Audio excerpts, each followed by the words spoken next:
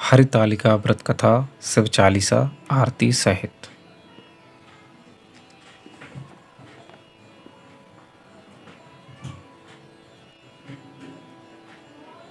हरितालिका व्रत कथा व्रत की विधि पूजन एवं कथा शिव चालीसा आरती सहित। कथावाचक पंडित राम नारायण शास्त्री। प्रकाशक श्री वंदना बुक डिपो, चौक, गुड़हाई बाजार, मथुरा। नवीन संस्करण फोन नंबर 2403-493। मूल्य 12 रुपये।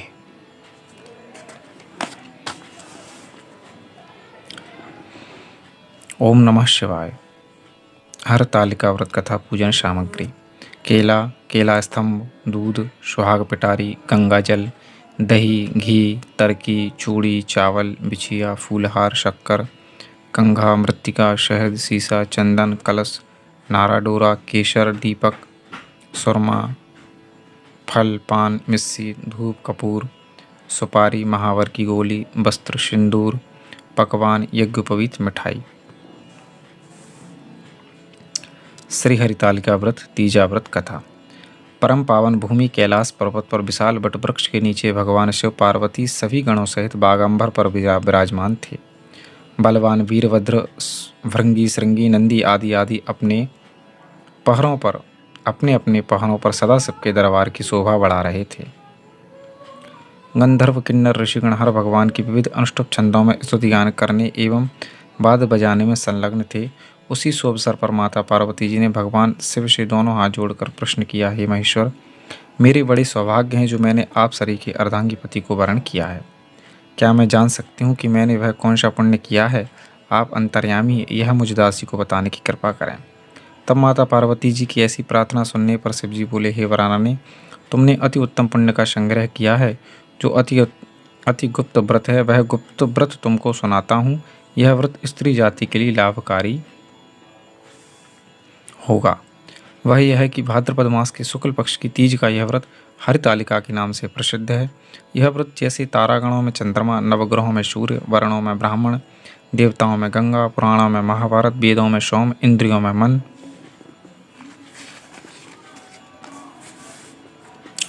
ऐसा यह व्रत श्रेष्ठ है।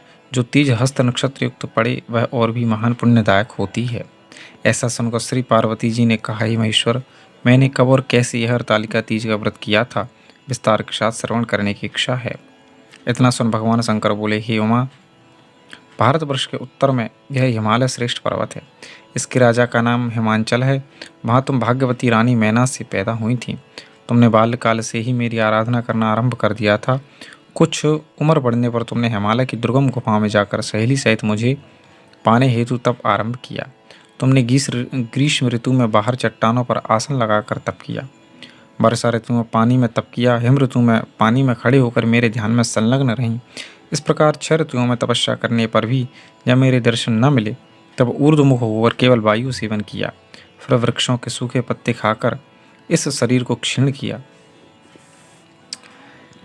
ऐसी तपस्या में लीन देखकर महाराज हिमांचल को अति चिंता हुई और तुम्हारे विवाह हेतु चिंता करने लगे। इस शुभ अवसर पर महर्षि देवर्षि नारद भी उपस्थित हुए।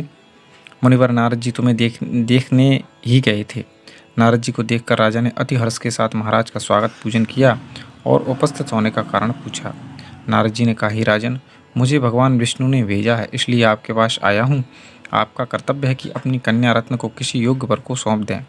ब्रह्मा, विष्णु और शिव, इन तीनों में भगवान विष्णु के समान योग्य वर और कोई नहीं हो सकता। अतः मेरी माने तो अपनी कन्या भगवान विष्णु को प्रदान कर दें। क्या आपको स्वीकार है? राजा हिमांचल ने कहा, महाराज, मेरे सौभाग्य हैं जो मेरी कन्या को विष्णु जी ने स्वीकार किया है और मैं अवश्य उन्हें अपनी कन्या उमा का वाग्दान करूंगा। पर्वतराज के ये वचन सुनकर नारद मुनि तुरंत आकाश में विलीन हो गए। वे भगवान विष्णु के पास पहुंचे, जो पीत वस्त्रधारी तथा शंख चक्र गदा से सुशोभित थे। वहाँ पहुंचकर नारद जी ने करवद्ध हो भगवान विष्णु से कहा, हे देव, सुनिए, मैंने आपका विवाह पक्का कर दिया है। उधर हिमालय पार्वती जी के सम्मुख आप बोले, हे पुत्री, मैंने तुम्हें विष्णु भगवान को समर्पित कर दिया है। ऐसा सुनते ही तुमको महान दुख हुआ। उस दुख से विह्वल होकर तुम अपनी सखी के पास पहुंचकर विलाप करने लगी। तो तुम्हारा विलाप देख सखी ने तुम्हारी इच्छा जानकर कहा, हे देवी, मैं तुम्हें ऐसी एक गुफा में ले चलूंगी जहाँ महाराज हिमांचल भी ना जा सकेंगे। ऐसा कह उमा सहेली सहित हिमालय की गहन गुफा में विलीन हो गईं। तुम्हारे गायब हो जाने पर महाराज हिमांचल घबरा कर विलाप करने लगे कि मैंने नारद जी को जो वचन दिया है वह कैसे पूर्ण हो सकेगा। ऐसा कह मूर्छित हो गए। सभी पुरवासियों को साथ लेकर महाराज हिमांचल तुमको ढूंढने के लिए वन में चल दिए। तुम्हारे न मिलने पर चिंता करने लगे कि क्या मेरी कन्या को व्याघ्र खा गया, या सर्प ने डस लिया, या कोई राक्षस हर के ले गया। उस समय तुम अपनी सहेली के साथ गुफा में पहुंचकर बिना अन्न जल के मेरे व्रत को आरंभ करके नदी की बालू का लिंग स्थापित कर विविध पुष्पों फलों से पूजन करने लगी। उसी दिन भाद्रपद मास की तृतीया शुक्ल पक्ष हस्त नक्षत्र युक्त प्राप्त थी।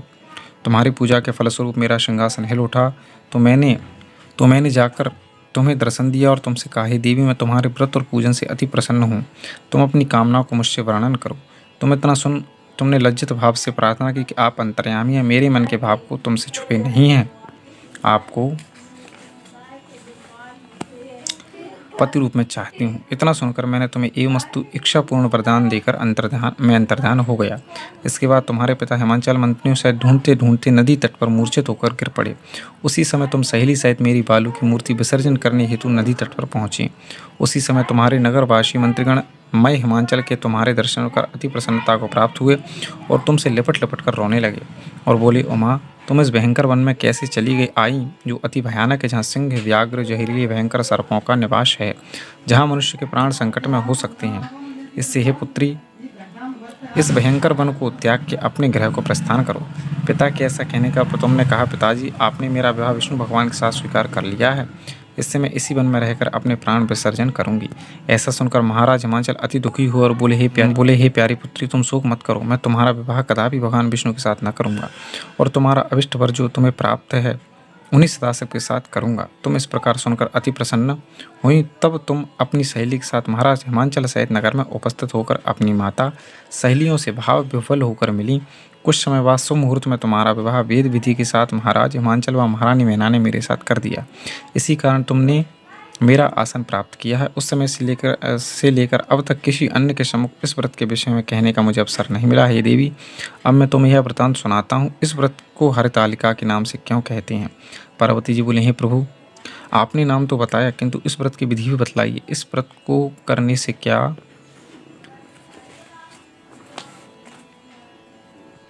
पुण्य मिलता है, क्या फल मिलता है, तथा कौन इस व्रत को कर सकता है? तब शिव जी बोले, हे प्रिय, नारी जाति के हितार्थ में उत्तम व्रत को कहता हूँ। वे स्त्रियाँ जो अपने सौभाग्य को अखंडित देखना चाहती हैं, विधिपूर्वक इस व्रत को रखें। सर्वप्रथम केले के स्तंभ आदि से सुशोभित करके मंडप का निर्माण करें।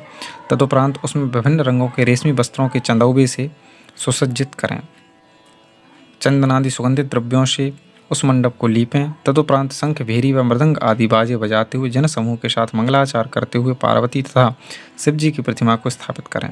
उस दिन पूरे दिन व्रत करके बहुत से सुगंध युक्त पुष्प, गंध व सुगंधित धूप तथा विभिन्न नैवेद्य आदि से मेरा पूजन करें और समस्त रात्रि जागरण करें। सभी बताई गई सामग्री के अतिरिक्त नारियल, सुपारी, जम्बूरी, नींबू, लौंग, अनार, नारंगी आदि जो भी फल उपलब्ध हो एकत्रित कर लें। उस ऋतु में जो भी फल फूल उपलब्ध हों उन्हें खास तौर से रखें। तदुपरांत धूप तथा दीप आदि से सुसज्जित निम्न मंत्रों द्वारा उच्चारण करके आराधना करें। तदुपरांत शिवाय शुभ रूपण्य यहाँ से लेकर प्रार्थना भव पार्वती तक के मंत्रों को उच्चारित करके वंदन करें। इनका अर्थ है, हे शिव रूपिणी मंगले, सब संपदाओं की दात्री देवी, हे शिव रूपी आपको नमस्कार है। हे शिवे, आपको सर्वदा नमस्कार है। हे ब्रह्म रूपिणी आपको नमस्कार है। हे जग को धारण करने वाली आपको नमस्कार है। हे शेर पर सवारी करने वाली, विश्व के भय से भयभीत मेरे जैसे दरिद्र की रक्षा करें। इस शिक्षा को पूर्ण करने हेतु मैंने आपकी आराधना की है। हे पार्वती, मुझे राज्य तथा सौभाग्य प्रदान करें, मुझ पर कृपा दृष्टि रखें। मंत्रों के द्वारा पार्वती तथा शिव जी की पूजा करें। उसके बाद दत्त चित्तो विधि से कथा श्रवण करें तथा ब्राह्मण को वस्त्रादि, गोदान तथा स्वर्ण आदि प्रदान करें। स्त्री पुरुष दोनों मन लगाकर एक साथ आराधना करें। तदनंतर वस्त्र आदि जो भी उसका संकल्प करें। हे देवी, जो भी नारी इस विधि से मेरी आराधना करती है उसे सब पापों से मुक्ति मिल जाती है तथा वह 7 जन्मों तक सुख तथा सौभाग्य को प्राप्त होती है। लेकिन जो नारी तृतीया की तिथि को व्रतादि न करके भोजन व खान पान करती है वह 7 जन्मों तक बंध्या रहती है और पुनः वैधव्य को प्राप्त होती है। वह सदा दरिद्र रहती है, उसे पुत्र शोक से क्षुब्ध रहना पड़ता है। वह कर्कशा लड़की सर्वथा दुखी रहती है। तीज वाले दिन अन्न आदि के भक्षण से सूकरी, फल भक्षण से बंदरिया, जल पीने से शोक, दुग्धपान से नागिन, मांस खाने से वाघिन, दही खाने से बिल्ली, मिष्ठान भक्षण से चींटी, अन्य वस्तुओं को खाने से मक्षिका के में जन्म पाती है, मक्खी के जन्म में आती है। यदि उस व्रत वाले दिन वह सोती है तो वह अजगरी तथा पति को छलने से मुर्गी बनती है। अतः प्रत्येक स्त्री को नियम पूर्वक व्रत करना चाहिए। व्रत के दूसरे दिन सवेरे स्वर्ण, चांदी, तांबा तथा बांस के पात्र में अन्न व ब्राह्मण को दान देने तथा पारण आदि करें। इस प्रकार व्रत वाली नारी को मेरे यानी शिवजी के समान पति की प्राप्ति होती है और मरणासन्न अवस्था में उसका रूप तुम्हारे सदृश हो जाता है। इस व्रत को करने से वह समस्त सांसारिक सुखों तथा सायुज्य मुक्ति की भागी होती है। इस हरितालिका की कथा भाग्य के श्रवण से प्रत्येक प्राणी को 1 सहस्त्र अश्वमेध और सैकड़ों वाजपेय यज्ञ करने का पुण्य फल मिलता है। हे देवी, मैंने तुम्हें जिस व्रत का विधान बतलाया वह समस्त व्रतों में अत्युत्तम है, यह संशयहीन है। जय श्री हरितालिका व्रत कथा। अथो शिव चालीसा, यहाँ से शिव चालीसा है। शिव चालीसा का पाठ भी करें यहाँ तक। नित्य नेम कर प्रातः पाठ करें 40, तुम मेरी मनोकामना पूर्ण करें जगदीश। मगसर छठे मंत्र तू संवत 64 जान, स्तुति 40 शिव ही पूर्ण कीन कल्याण। श्री शिव जी की आरती, अंत में शिव जी की आरती करें।